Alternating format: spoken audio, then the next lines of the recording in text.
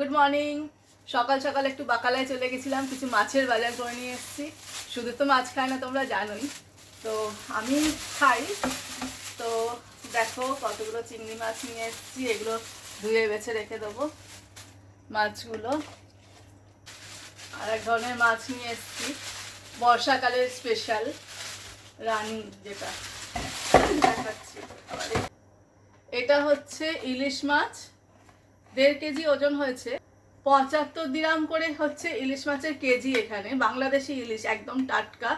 আর এটার ওজন হচ্ছে 1.5 কেজির সামান্য বেশি, তো আমাদের থেকে নিয়েছে 115 দিরাম।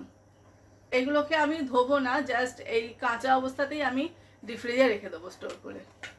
আচ্ছা, চিংড়ি মাছের দামটা বলে দিই। এই সাইজের চিংড়িগুলো হচ্ছে 25 দিরাম করে পার কেজি। আর একটা যেটা চিংড়ি হয় সেটা হচ্ছে গলদা চিংড়ি, 50 দিরাম করে কেজি।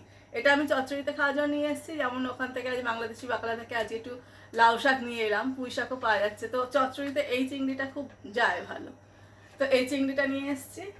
তো কিরকম, এই হচ্ছে আমাদের মাছের বাজার যেহেতু। আচ্ছা, আর একটা জিনিস আমি দেখিয়ে দিই, যেটা না হলে বাঙালির ব্রেকফাস্ট চলে না, মানে আমার তো চলে না, সপ্তাহে 3-4 দিন আমার চাই এটা। সেটা হচ্ছে মুড়ি।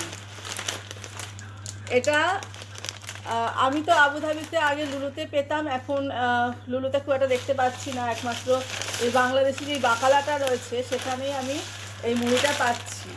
বেশ গত কয়েক মাস ধরে ওই বাকালাতেই আমি মুড়িটা পাচ্ছি।